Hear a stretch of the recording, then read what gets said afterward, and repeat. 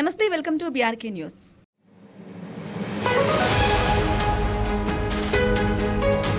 అమరావతి రాజధాని పునఃప్రారంభ పనుల నిమిత్తం మోదీ అయితే రాబోతున్నారు అమరావతికి. ఈ నేపథ్యంలో అక్కడ ఏర్పాట్లు కానీ లేకుంటే వారితో పాటు ఇంకెవరు వచ్చే అవకాశం ఉంది. అమరావతి పునర్నిర్మాణ పరిశీలనకు సంబంధించి అక్కడ ఏర్పాట్లు ఏ విధంగా జరుగుతున్నాయి డీటెయిల్గా మాట్లాడడానికి మనతో పాటు ఉన్నారు లింగంనేని శివప్రసాద్ గారు. మాట్లాడతాం. నమస్కారం సార్. సార్, మోదీ రాబోతున్నారు మే 2వ తారీఖు అమరావతి రాజధానికి సంబంధించి పునః ప్రారంభించబోతున్నారు శంకుస్థాపనకు సంబంధించి. మరి ఏర్పాట్లు ఏ విధంగా ఉన్నాయంటారు? వారితో పాటు ఇంకెవరైనా వచ్చే అవకాశం ఉందంటారా? అంటే అమరావతి అనేది రాజధానిగా ప్రకటించిన తర్వాత గతంలో 34,323 ఎకరాలు ల్యాండ్ పూలింగ్లో రైతులు ఇచ్చారు. తర్వాత జగన్మోహన్ రెడ్డి గారు అధికారంలోకి వచ్చి 3 రాజధానులని దాన్ని ముక్కలు చెక్కలు చేసి, సరే తర్వాత చంద్రబాబు నాయుడు గారు వచ్చిన తర్వాత మళ్ళా దానికి మొత్తం ఉన్న పనులన్నీ పూర్తి చేయాలా, రాజధాని మొత్తానికి ఒక షేప్ తీసుకురావాలనే ఉద్దేశంతో మోడీ గారిని ఆ రోజున కూడా కేంద్ర ప్రభుత్వ సహాయం అవసరం, ఎందుకంటే ఆర్థికంగా రాష్ట్ర పరిస్థితి బాగాలేదు. వాళ్ళు కూడా సహాయం చేశారు. దానికి సరిపడా వేరే ఆర్థిక సంస్థల నుంచి లోను అది వచ్చింది. మొదలెడుతున్నారు. టెండర్స్ అయిపోయినాయి అన్నీ. ఇప్పుడు ఆ అమరావతి పనులకి పునఃప్రారంభం మళ్ళీ ఆల్రెడీ జరిగింది, ఆగిపోయిన పనులకి ప్రారంభం మళ్ళీ చేయటం కోసం మోడీ గారిని తీసుకొస్తున్నారు. దాదాపు 50,000 కోట్లు పనులకి ఆయన వర్చువల్గా శంకుస్థాపన చేస్తారు. దానికోసం టీమ్స్ని ఏర్పాటు చేశారు, క్యాబినెట్ టీమ్స్ని ఏర్పాటు చేశారు, కమిటీని ఏర్పాటు చేశారు. బాగానే జరుగుతుంది. అయితే ఏంటంటే ఈ రోడ్ షో అనేది క్యాన్సిల్ చేశారు.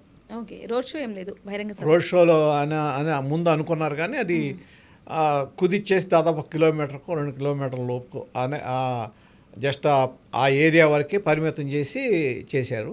అన్నీ బాగా జరుగుతాయి, కానీ అంటే నార్మల్గా ఏంటంటే చంద్రబాబు నాయుడు గారికి ఆర్గనైజింగ్ కెపాసిటీ ఉంటుంది కాబట్టి ఆయన బాగా చేస్తారు. ఇటువంటి వాటిల్లో లోపమే ఉండదు, బాగా జరుగుతుంది. అయితే ఇక్కడ ఒక్కటే అనుమానం ఏమొస్తుందంటే, ఇవాళ సెంట్రల్ క్యాబినెట్ మీటింగ్ జరుగుతుంది, 4 కమిటీల మీటింగ్ జరిగింది. నిన్న ఇది త్రివిధ దళాధిపతులు ఆర్మీ వాళ్ళతో మీటింగ్ జరిగింది. మేబీ 1 రోజు 2 రోజుల్లో పాకిస్తాన్తో యుద్ధం అనేది జరగవచ్చు అని అంటున్నారు. ఒకవేళ అటువంటి పరిస్థితి వస్తే మోడీ గారు రావడానికి అవకాశం ఉండకపోవచ్చు. ఇది ఒకవేళ అదేమన్నా ప్రమాదం ఉంటుందా, ఈ లోపే వారు స్టార్ట్ అవుతుందా అనేది అంటే అటువంటి పరిస్థితి ఉన్నప్పుడు మోదీ గారు ఉన్నప్పుడు నార్మల్గా ఏంటంటే అట్లాగా ఒక ఉద్రిక్తత ఇదైనప్పుడు ఎప్పుడు హెడ్ క్వార్టర్స్లో అవైలబుల్గా ఉన్నారు ప్రైమ్ మినిస్టర్ కానీ లేకపోతే ప్రెసిడెంట్. ఆ టైంలో ఇటువంటివన్నీ చెయ్యరు. అంటే ఇటువంటి వాటికి అటెండ్ అయితే కొద్దిగా ఏదంటే విమర్శకి తావిచ్చినట్టు అవుతుంది. కాబట్టి అదొకటి. సరే, అది పోస్ట్ పోన్ అయ్యి ఆ పరిస్థితి రాకపోతే అంత సవ్యంగా జరిగితే మంచిదే. అలాగే అమరావతి శంకుస్థాపనకు సంబంధించి, రాజధాని శంకుస్థాపనకు సంబంధించి, పునః ప్రారంభానికి సంబంధించి కూడా 44 ఎకరాలు సేకరిస్తున్నారు. అంటే 44,000 ఎకరాలు సేకరిస్తున్నారు. మళ్ళీ స్వచ్ఛందంగా వాళ్ళే ఇవ్వచ్చు రైతులు అని చెప్పేసి కూడా కొంత మాట్లాడుతున్నారు. మరి దానికి సంబంధించి నేను చెప్తారు. ఇప్పుడు రైతులు స్వచ్ఛందంగా ఇచ్చిన నార్మల్గా ఏంటంటే ఈ పొలిటికల్ గవర్నెన్స్ అనేది ఉండాలి. సరే, పరిపాలన వేరు, పొలిటికల్ గవర్నెన్స్ కూడా ఉండాలి. అంటే ప్రజల్లో అనుమానం రాకూడదు, ప్రతిపక్షం విమర్శ చేసే అవకాశం ఇవ్వకూడదు. ఈ రెండు ఉండాలి. ప్రతిపక్షం గతంలో ఇదే రాజధాని మీద 34,323 ఎకరాలు ఆ రోజునే స్వచ్ఛందంగా ఇచ్చారు వాళ్ళు. అంటే అప్పటికి అసలు రాజధాని అనేది స్టార్ట్ అవ్వలేదు, దానికి అసలు ఏమీ లేనప్పుడే వాళ్ళు నమ్మిచ్చారు. ఆ పరిస్థితుల్లో దాన్ని ఇవాళ 3-5 సంవత్సరాలు అయిపోయింది, ఇప్పుడు ఇవాళ 10 సంవత్సరాలు అయిపోయింది. ఇవాళ వరకు వాళ్ళకి రైతులకి ఇంకా 25,000 మందికి దాదాపు వాళ్ళ స్థలాలు వాళ్ళకి హ్యాండ్ ఓవర్ చేయాలి, రిజిస్టర్ అవ్వాలా రైతులకి. ఇవన్నీ వర్క్స్ మొదలవ్వాలి, కంప్లీట్ అవ్వాలి. మరి ఈ 34,323 ఎకరాలు కాకుండా దాదాపు 20,000 ఎకరాలు గవర్నమెంట్ ల్యాండ్స్ ఉన్నాయి. గవర్నమెంట్ ల్యాండ్స్ అట్లాగే గత ప్రభుత్వం చంద్రబాబు నాయుడు గారు ఉన్నప్పుడు ఈ ఫారెస్ట్గా నోటిఫై అయిన ల్యాండ్స్ని సెంట్రల్ గవర్నమెంట్ ద్వారా డీనోటిఫై చేయించుకున్నారు. అవి కానీ మొత్తం దాదాపు 20,000 ఎకరాలు, అంటే మీకు 34,000 ఎకరాలు అవైలబిలిటీ ఉంది. ఇవాళకి ఇంకా పనులు పూర్తిగా మొదలవ్వాలా. ఇది అవ్వకముందు దానికే మీరు అమరావతిని భ్రమరావతి అని లేకపోతే కమ్మ వాళ్ళ కోసం చేశారని ఒక సామాజిక వర్గం మీద బుర్ర జిమ్మి, అట్లాగే దీంట్లో క్విడ్ ప్రోకో జరిగిందని, లేకపోతే ఇంటర్నల్ ట్రేడింగ్ జరిగిందని, ఏదో దాంట్లో చంద్రబాబు నాయుడు గారు తినేశారని నానా విధంగా 2019కి ముందు జగన్మోహన్ రెడ్డి గారు మాట్లాడటం జరిగింది. ఈవెన్ పవన్ కళ్యాణ్ గారు కూడా ఆ రోజున కొద్దిగా నెగిటివ్గానే మాట్లాడాడు 2018 తర్వాత. ఆ పరిస్థితి, అటువంటి పరిస్థితిని ఎదుర్కొని దాంట్లో జనం నమ్మారో ఏమైందో కానీ మొత్తం మీద ఆ రోజున చంద్రబాబు నాయుడు గారు ఓడిపోవడం జరిగింది. ఇవాళ ఆ గతంలో చేసిన దానికి జనం యాక్సెప్ట్ చేశారు, అయిపోయింది. ఇవాళ దాన్ని కంప్లీట్ చేసుకుంటే, ఫస్ట్ ఫేజ్ అనుకుంటే పోనేది, దాని వరకు కంప్లీట్ చేసుకుంటే, మొత్తం పూర్తి చేసుకుంటే మంచి పేరు వస్తుంది. అట్లా కాకుండా మళ్ళా మనం ఇంకొక 44,000 ఎకరాలు అది ఇదంటే మళ్ళీ ఆ ఆరోపణలన్నీ రిపీట్ చేస్తారు. మళ్ళీ గతంలో ఏం ఆరోపణలు చేశారో, ఏది ఇంటర్నల్ ట్రేడింగ్ అనేది, లేకపోతే మీకు సంబంధించిన వాళ్ళు కొనుక్కున్నారనేది, లేకపోతే ఇప్పుడు వాళ్ళ బాలకృష్ణ గారు ఆడ కొనుక్కున్నాడు, యాక్చువల్గా కొన్నాడు అక్కడ ల్యాండ్స్. రేపేమంటారు, మీరు అక్కడ పెడతారని తెలుసు ముందు, అందుకనే బాలకృష్ణ గారు కొన్నాడంటారు. ఆయన డబ్బులు ఆయన సంపాదన పెట్టి కొనుక్కున్నాడు, కొనకూడదనేం లేదు, కానీ ఆరోపణ వస్తుంది. అట్లా అంటే ఇప్పుడు హెరిటేజ్ కొన్నారు, హెరిటేజ్ ఎక్కడ యాక్చువల్గా రాజధానికి బయట కొన్నారు, కొంటే అటు నుంచి మీకు అవుటర్ రింగ్ వెళ్తుందని మీకు తెలుసు ముందే, అందుకని అక్కడ కొన్నారని చెప్పి వాళ్ళ మీద గవర్నమెంట్ కేసు పెట్టింది అప్పట్లో, అది జగన్మోహన్ రెడ్డి గారు. దాన్ని కోర్టు ద్వారా వీళ్ళు ఇచ్చేసుకోవాల్సి వచ్చింది. అంటే ఆ అవకాశం, ఆస్కారం ఇవ్వకూడదు. అనుమానాస్పదంగా అవతలాడు మాట్లాడే అవకాశం ఇవ్వకూడదు. మనం ఇవ్వకూడదంటే ఉన్నంత వరకు సరిపెట్టుకుని పూర్తి చేసుకుంటే ఈ ముందు అది కాకుండా ఏంటంటే ఇప్పుడు మళ్ళీ 44 ఎకరాలు తీసుకున్నారు. ఇప్పుడు ఆల్రెడీ ఉన్న వాళ్ళకి ఏం చేస్తారు, వీళ్ళు పాపం సఫర్ అవుతారుగా మళ్ళీ. ఇప్పుడు ఆల్రెడీ ఎవరైతే ఇచ్చున్నారో వాళ్ళకి న్యాయం జరిగిన తర్వాత మీరు వెళ్ళొచ్చు. కొంతమంది ఏమంటున్నారంటే అప్పటికి రేటు పెరుగుతుందన్నారు. రేట్ ఎంత పెరిగితే మీకేం సంబంధం, మీరు ల్యాండ్ తక్కువ తీసుకుంటున్నారు. లేదమ్మా, మీరు ల్యాండ్ పూలింగ్లు తీసుకుంటున్నారు, ల్యాండ్ ఎక్విజిషన్ కాదు కదా, మీరు డబ్బులు ఇచ్చి తీసుకుంటా, పూలింగే. అయితే నిజంగానే ఎకరం 99 రూపాయలకి రాబోతుంది, అందుకే అట్లా కాదు అది కాదు, అది వేరు, ఆ ఇష్యూ వేరు. 99 అనేది టీసీఎస్కి ఇచ్చింది, అది వేరు. ఆ డెవలప్మెంట్ కోసం ఇచ్చారు 99 పైసలకి, అది వేరే సంగతి. అంటే ఊరికే ఇవ్వకూడదు కాబట్టి, ఆ ఊరికే ఏదో ఒక అమౌంట్ ఇవ్వాలి కాబట్టి. గతంలో ఎన్టీ రామారావు సీఎం ఉన్నప్పుడు రూపాయి తీసుకున్నారు, అంటే అసలు ఆయన తీసుకొని అన్నాడు, కానీ తీసుకోవాలి కంపల్సరీగా, కాబట్టి రూపాయి తీసుకున్నారు. అది అట్లా. ఇక్కడ ఏంటంటే నేను చెప్పేది ఏంటంటే, అనవసరమైన మళ్ళా ఏదైతే గతంలో ఈ చంద్రబాబు నాయుడు గారి మీద, తెలుగుదేశం ప్రభుత్వం మీద ఏవైతే ఆరోపణలు చేశారో మళ్ళీ అవే ఆరోపణలు చేసే అవకాశం ఇవ్వద్దు. ఇవ్వకుండా ఉంటే మొదటి ఫేజ్ కంప్లీట్ అయిపోతే మీకు ఏ రేటు ఉంటే మీకెందుకు, మీరేమి ల్యాండ్కి డబ్బులు పెట్టి ల్యాండ్ తీసుకుంటా, ఆ పరిస్థితి లేదు గవర్నమెంట్ దగ్గర. ల్యాండ్ పూలింగే చేయాలి. అప్పుడు రేటు ఎంత అంటే అంత, రైతుకు సగం వెళ్తే మీకు సగం వస్తుంది, అంతే కదా. అటువంటిప్పుడు దానికి డబ్బులకి దానికి సంబంధం లేదు కదా. అయితే అమరావతి రాజధాని నిర్మాణానికి సంబంధించి, పునఃప్రారంభానికి సంబంధించి కానీ అంటే పనులు చకచకా జరుగుతున్న నేపథ్యంలో ఇప్పుడు మళ్ళీ మే 2వ తారీఖు ఇది జరుగుతోంది. సో మోడీ చేత శంకుస్థాపన చేస్తున్నారు. అదేవిధంగా మేము గతంలో కూడా అభివృద్ధి బాటను ముందుకు వేయాలనే ఉద్దేశంతోనే గ్రామాల దత్తత అనేది మేము మొదలుపెట్టాం. మళ్ళీ ఇప్పుడు P4 విధానాన్ని తీసుకొచ్చాము. అంటే గత ప్రభుత్వం అయితే దీన్ని విస్మరించింది పూర్తిగా, మళ్ళీ P4 విధానం ద్వారా దీన్ని తీసుకొస్తున్నాం అంటున్నారు. మరి P4 విధానానికి సంబంధించి యాక్చువల్గా ఇది చంద్రబాబు నాయుడు గారు మొదట్లో సీఎం ముఖ్యమంత్రిగా అయినప్పుడు జన్మభూమి కాన్సెప్ట్ తీసుకొచ్చారు. ఆ జన్మభూమి కాన్సెప్ట్ ఏంటంటే ఊరికి ఉపయోగం. ఇప్పుడు జన్మభూమిలో ఏంటంటే ఒక రోడ్డు వేయాలి, లేకపోతే ఒక కమ్యూనిటీలో ఎస్సీ కాలనీలు వాటిలో అయితే 10% కడితే చాలు. అంటే 100 రూపాయలు దాని ఎస్టిమేషన్ అయితే 10 రూపాయలు వీళ్ళు కడితే మిగిలిన 90 గవర్నమెంట్ ఇచ్చేది. అట్లా అదే మామూలుగా కొన్ని చోట్ల ఏంటంటే ఓసీ వాటిలో సగం సగం అలా 30-60, 30-70, 40-60 అట్లా ఉండి. అక్కడ ఏంటంటే వీళ్ళు ఎవళ్ళైతే ఇద్దాం అనుకున్నారో ఈ రోడ్డు నేను స్పాన్సర్ చేస్తాను, ఇట్లా చేస్తామంటే చాలామంది ఆ రోజున చాలా డెవలప్మెంట్ జరిగింది జన్మభూమిలో. ఇది రోడ్లు కానీ, లేకపోతే కాలనీలు దగ్గర నిర్మాణం కానీ, అట్లాగే ఏది బిల్డింగ్స్ కడతాం కానీ, కమ్యూనిటీ హాల్స్ కానీ, ఇవన్నీ జరిగినాయి ఆ రోజు. అది కూడా P4 లాంటిదే. కాకపోతే అదేంటంటే వ్యక్తికి కాకుండా ఊరికి ఉపయోగపడింది. ఓకే. ఇవాళ ఏంటంటే కుటుంబాలకి సరిపడా అంటే దానికన్నా ఇంకొద్దిగా ముందుకొచ్చి ఒక కుటుంబానికి ఉపయోగపడే విధంగా చేస్తున్నారు. యాక్చువల్గా సిఎస్ఆర్ ఫండ్స్ ఇటువంటివే కదా, సిఎస్ఆర్ ఫండ్స్ ఉంటాయి కంపెనీల వాటికి. ఆ సిఎస్ఆర్ ఫండ్స్ని ఇప్పుడు P4 అంటే ఏంటి, పబ్లిక్ ప్రైవేట్ పీపుల్స్ పార్ట్నర్షిప్. గతంలో మీ ఛానల్లో నేను కొంచెం చెప్పాను, కొంతమంది ఏంటంటే పబ్లిక్ అంటే పబ్లిక్ పీపుల్ రెండు పబ్లిక్కే కదా అంటే అది తెలివి తక్కువగా మాట్లాడుతాం. పబ్లిక్ అంటే దట్ మీన్స్ గవర్నమెంట్, ప్రైవేట్ అంటే ప్రైవేట్ వ్యక్తులు, పబ్లిక్ అంటే ప్రభుత్వం, పీపుల్ అంటే ప్రజలు. ఇది తెలుగు మీనింగు. దాన్ని ఏదో మామూలుగా తీసుకోకుండా అంటే వీళ్ళ ప్రైవేట్ వాళ్ళ ఫండింగ్తో గవర్నమెంట్ సపోర్ట్తో ఎంతవరకు సక్సెస్ అవుతుంది అనుకోవాలి, ప్రజలను అభివృద్ధి చేయటం అంటే అవ్వచ్చు. అంటే ఎట్లాగంటే ఇప్పుడు సిఎస్ఆర్ ఫండ్ ఎవరికన్నా ఒక 50 లక్షలు ఉంది సపోజ్ ఒక కంపెనీకి, వాళ్ళు ఏంటంటే ఒక గ్రామంలో చేయదలుచుకుంటే ఇప్పుడు వీళ్ళు ఐడెంటిఫై చేస్తున్నారు ఏది కుటుంబాలని, కొంతమందిని దత్తత తీసుకుంటాం. అట్లాగే మీకు ఇప్పుడు డాక్రా గ్రూప్స్ ఉన్నాయి.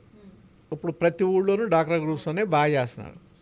ఒక గ్రూపు ఆ ఊళ్ళో ఉన్న గ్రూపులన్నింటినీ తీసుకుని వాళ్ళకి ఒక 50 లక్షలు ₹1 కోటి పెట్టి ఒక మంచి బిజినెస్ మాడ్యూల్ ఏదైనా తీసుకొచ్చి వాళ్ళకి దాంట్లో ఇన్వాల్వ్ చేసి ఈ కంపెనీ సపోర్ట్ చేస్తే వాళ్ళు ఆటోమేటిక్గా డెవలప్ అవుతారు. చేయొచ్చు, అది చేయటానికి అవకాశం ఉంది. కానీ పర్ఫెక్ట్గా చేయాలంటే దాన్ని ఇది ఒక మంచి కాన్సెప్టే అది. మీకు మామూలుగా చాలా దేశాల్లో ఉంది ఇటువంటి సిఎస్ఆర్ ఫండ్స్ కింద. వాళ్ళు ఇప్పుడు ఏ గ్రామంలో ఉంటే ఇప్పుడు యుఎస్ అయినా ఇంకెక్కడైనా సరే ఆ ఏరియాలో ఒక కార్పొరేషన్ కానీ ఒక మున్సిపాలిటీ పరిధిలో ఒక గ్రామం పరిధిలో ఏదైనా ఒక కంపెనీ ఉంటే ఖచ్చితంగా వాళ్ళ ఆ గ్రామానికి సరిపడా డెవలప్మెంట్ యాక్టివిటీస్ చేస్తారు. అలానే ఇప్పుడు వైసీపీ వాదన ఏదైతే ఉందో అంటే ఇంకా అమరావతి శంకుస్థాపన పనులు అని చెప్పేసి, అమరావతి నిర్మాణం అని చెప్పేసి మొత్తం అమరావతికే అవుతుంది కానీ సంక్షేమ పథకాలు ఏవి కూడా రావట్లేదు, ఎంప్లాయీస్కి కానీ ఉద్యోగులకు కానీ నిరుద్యోగులకు సంబంధించి కానీ ఏవి జరగట్లేదు రాష్ట్రంలో అని చెప్పేసి మరో వాదన ఉంది. మరి దీనిపై ఏమంటారు మీరు? ఇప్పుడు మీరు అన్న దాంట్లో ఇందాక నేను అన్నదానికి సమాధానం ఉంది. ఇందాక నేను అన్నా కదా, అనవసరంగా ఎక్కువ వాటికి తీసుకుని మిగిలిన 44,000 ఎకరాలు అంటూ మొదలెడితే మొత్తం ఏంటంటే అమరావతి దోచి పెడుతున్నారనే ఒక మాట వచ్చేస్తుంది. అది మంచిది కాదు, ఇప్పుడున్న ప్రభుత్వానికి అది మంచిది కాదు. అట్లాగే మీరు అన్న సంక్షేమ కార్యక్రమాలు అన్నారు, ఎందుకు జరగట్లా? ఇప్పుడు పెన్షన్లు 4,000 పెంచారు కదా, 4,000 అయినాయిగా. గ్యాస్ సిలిండర్లు ఇస్తున్నారు కదా. ఇప్పుడు ఈ అమ్మఒడి ఇది అంటున్నారు కదా, ఈ బడి పిల్లలకి తల్లికి వందనం ఇప్పుడు ఈ సంవత్సరం నుంచి ఇచ్చేస్తా ఉన్నారు. అంటే మేలోనో జూన్లోనో స్టార్ట్ అయిపోతుంది. అట్లాగే ఈ రైతు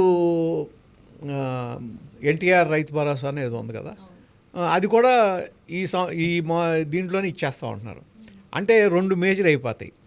తర్వాత బస్సులది ఏది ఫ్రీ బస్ అనేది దానికి కూడా ఇస్తారు, పెద్ద ఇదేం కాదు. పెండింగ్ పడేది నేను అనుకుంటూ అయితే ఎక్కువ కాలం పెండింగ్ పడేది ఏంటంటే 2 పెండింగ్ పడతాయి. ఒకటి 18 సంవత్సరాలు నిండిన మహిళలకి 1,500 ఇవ్వటం అనేది, రెండోది నిరుద్యోగ భృతి. ఈ 2 ఇమీడియట్గా ఇవ్వలేరు, అది కొద్ది టైం పడుతుందేమో కానీ మిగిలినవన్నీ ఇస్తారు. ఈ విమర్శ చేసే వైఎస్ఆర్ పార్టీ వాళ్ళు కూడా సమాధానం చెప్పాలి. మీరు హామీలు ఇచ్చినాయని వెంటనే ఇవ్వలేదుగా, వాళ్ళ హామీలు ఇచ్చినవి కూడా ఇమ్మీడియట్గా ఇవ్వలేదు కదా. ఏది పెంచుతూ వెళ్తా ఉన్నారు, పెంచుకుంటా ఆఖరి సంవత్సరం వచ్చేదానికి వాళ్ళు 3,000 ఇచ్చారు, ముందు ఇవ్వలేదు కదా. మరి ఇప్పుడు మొదటి నుంచి ఇచ్చేసారుగా. అట్లాగే చాలా వాటిల్లో చాలా స్కీములు తీసేశారు వాళ్ళు. అలాగే ఇప్పుడు రైతు భరోసా వచ్చేటప్పటికి చెప్పిన దాంట్లో సెంట్రల్ గవర్నమెంట్ కూడా కలిపి ఇచ్చారు. సెంట్రల్ గవర్నమెంట్ కూడా కలిపారు. అంతకుముందు మీరు చెప్పింది వేరు, దాంట్లో సెంట్రల్ గవర్నమెంట్ కూడా కలిపేశారు. అట్లాగే ఇప్పుడు ఈ విద్యార్థులకి ఇచ్చే దాంట్లో తల్లి దీవెన ఏదో ఉంది కదా, అమ్మఒడి వచ్చేదాటికి దాదాపు ఒక సంవత్సరం పైన ఎగ్గొట్టేశారు, అసలు ఇవ్వలా. మరి అట్లాగే ఒక సంవత్సరం తర్వాత ఏమో ₹1,000 తీసేసుకున్నారు, రెండో సంవత్సరం 2,000 తీసేసుకున్నారు. మరి వీటిలన్నిటికీ వాళ్ళు కూడా సమాధానం చెప్పాలి కదా. ఓకే, అయితే వైసీపీ వాళ్ళ మరో వాదన ఏంటంటే ఇంకా రెడ్ బుక్ రాజ్యాంగం నడుస్తుంది, కావాలని అక్రమ కేసులు బనాయిస్తున్నారు. అంటే ప్రజల మీద అభివృద్ధి మీద దృష్టి పెట్టకుండా కావాలనే వయసు కక్షపూరిత అరెస్టులు అనేది పర్వం కొనసాగుతోంది. రెడ్ బుక్ రాజ్యాంగం అయితే నడుస్తూ ఉంది ఏపీలో అని చెప్పేసి చెప్తున్నారు. ఇప్పుడు ఈ కక్ష గురించి వైసీపీ నాయకులు ఎంత తక్కువ మాడితే అంత మంచిది, ఎంత తక్కువ మాడితే అంత మంచిది. ఎందుకంటే మీరు చూశారు కరోనా సమయంలో మాస్క్ అడిగిన డాక్టర్ సుధాకర్ పరిస్థితి ఏంటి? ఇసుక రవాణా గురించి మాట్లాడిన ఆ వరప్రసాద్ అనే అతని శిరోమండనం చేస్తే తను సాక్షాత్ రాష్ట్రపతికే పెట్టుకున్నాడు కదా, నన్ను చనిపోవటానికి అవకాశం ఇవ్వనని. ఇప్పుడు జత్వాని ఆమె హీరోయిన్, ఆ కేసులో ఇప్పుడు 4 ఐపీఎస్లు కేసులో ఉన్నారు. అవన్నీ ఏంటి? అది ఎవరన్నా మాబోటాళ్ళు న్యూట్రల్గా ఉన్నాళ్ళు, లేకపోతే సమాజం అడిగితే అర్థం ఉంది. కానీ ఈ కక్షపూరిత విధానాలు తప్పు అని వైసీపీ అంటంలో అసలు అర్థమే లేదు. దాన్ని మొదలెట్టిందే వాళ్ళు. ఓకే. అలాగే ఏపీ మద్యం కుంభకోణం కేసులో అయితే లిక్కర్ స్కామ్ జరిగింది అని చెప్పేసి విజయసాయిరెడ్డి, అసలు ఏంటి విజయసాయిరెడ్డి గారి పాత్ర ఏంటంటారు? అంటే సిట్ విచారణకు రమ్మని చెప్తే ఈ రోజు వద్దు నేనే వస్తానని ముందు చెప్పడము, కొంతమంది పేర్లు చెప్పడము, అసలు ఏంటి విజయసాయిరెడ్డి గారి పాత్ర ఏంటంటే? విజయసాయిరెడ్డి గారు మరి ఆయన ఏమైనా మాట్లాడుకున్నాడేమో ముందే. ఇప్పుడు ఆల్రెడీ ఆయన ఖాళీ చేసిన సీట్ బీజేపీకి వెళ్ళింది. ఇప్పుడు ఆయన రాజ్యసభ సీట్ ఖాళీ చేశారు కదా, అయితే బీజేపీలో చేరుతారని కూడా ఇంకా ఇప్పుడు చేరక్కర్లా. ఇప్పుడు అవసరం లేదు, ఆయన చేరక్కర్లేదు. కాకపోతే ఒకటి, విజయసాయిరెడ్డి గారు మరి అప్రూవర్గా మారతాడా, అప్రూవర్గా మారి మొత్తం బయట పెడతాడా? కొంతమందివే చెప్పాను, సగం బట్టలే ఇప్పారు, ఇంకా మిగతా పూర్తిగా ఇప్పితే కూడా బాగుంటుంది అన్నట్లు కూడా కొంత అంటే అదే. కాకపోతే దాంట్లో కూడా ఈయన పాత్ర ఉంటుందిగా, ఈయన పాత్ర లేకుండా ఏం లేదు కదా. ఆయన ఏమన్నాడు, 3 ఏళ్ళు 4 ఏళ్ళు మొత్తం నేనే నడిపాను అన్నాడు కదా. మరి ఆయన పాత్ర ఉండాలిగా. ఆయన ఫస్ట్ 2 మీటింగుల్లో నేను ఉన్నాను అన్నాడు కదా. అయితే జగన్కి ముడుపులు అందాయి ప్రత్యక్షంగా అని చెప్పేసి కూడా విజయసాయిరెడ్డి చెప్తూ ఉన్నారు. మరి ఏమో ఒక దర్యాప్తులో చేరి ఆ ముడుపులు అందిని అని నిరూపణ చేస్తే అది వేరే సంగతి. మరి అంత అన్ని ఆధారాలు ఆయన దగ్గర ఉన్నాయా? ఉండాలి కదా. ఒకవేళ డబ్బు ఇచ్చామంటే ఆ డబ్బులు ఎటు నుంచి వెళ్ళి, ఆ రౌటింగ్ ఏంటి ఇవన్నీ తెలియాలి కదా. మరి అవి కూడా ఆయన చెప్పాడు అనుకోండి ఆడిటర్ కింద, మంచిదే. దాని గురించి మా ఏది ఇటువంటి ఇక ముందు కూడా జరగకుండా ఉంటాయి. నేను ఇక మీదట రాజకీయాల్లో ఉండను అని చెప్పిన విజయసాయిరెడ్డి మళ్ళీ ఇప్పుడు రాజకీయాల గురించి మాట్లాడడం కానీ, ఎవరైనా మీడియా పర్సన్ మాట్లాడినప్పుడు కూడా ఏమో నేను చేరొచ్చేమో, చేరే అవకాశం కూడా లేకపోలేదు అనేది కూడా ఉంది. మరి అసలు నిజంగా చేరిపోయే అవకాశం కూడా ఉందంటారా? అంటే సహజంగా నార్మల్గా ఏంటంటే వ్యక్తిగా అతను మంచాడే, అంటే మంచాడంటే సాత్వికుడు, అంటే ఏదో ఒక ఆడిటరే. కానీ కాకపోతే ఏంటంటే రాజశేఖర రెడ్డి గారు ఉన్నప్పటి నుంచి నమ్మకంగా ఆడిటింగ్ కార్యకలాపాలు చేశారు. ఒకవేళ చేస్తే ఆ జరిగిన వాటిల్లో ప్రతి దాంట్లోనూ ఈయన బాగా ఉంటుంది. ఎందుకంటే ఈయన దొంగ పనులు చేసి ఉంటాడు కదా. ఇప్పుడు ఆడిటర్ అనేవాడి దగ్గరే మొత్తం కీలకం ఉంటుంది. ఇప్పుడు వైఎస్ఆర్ ఉన్నప్పటి నుంచి కూడా ఈయనే ఆడిటింగ్ వ్యవహారాలన్నీ చూసేవాడు. మరి ఎక్కడి నుంచి ఎటు వెళ్ళింది, ఆ ఆర్థిక పరిస్థితులు ఏంటి, లావాదేవీలు అనేది ఏంటంటే, ఇప్పుడు ఇట్లా నేను అది చేస్తా, లేకపోతే సగం బయట పెట్టా, ఇదే కాకుండా మొత్తం బయట పెట్టేసేయండి. నేను తప్పులు చేశాను, ఇది గతంలో చేశాను, నేను ఒక ఇన్ఫ్లుయెన్స్కి లోనయ్యాను, చెడు సావాసాలు చేశా, కాబట్టి నేను ఇప్పుడు రికన్సోల్ అయ్యాను, నేను చేసిన తప్పులు గుర్తించా, కాబట్టి నాకు క్షమాపేక్ష పెట్టడం మొత్తం బయట పెడతాను, పెట్టేసేయండి, అయిపోతుంది. చూడాలి మరి ఆయన ఏం చేస్తాడనేది. Right sir, thank you sir. Right.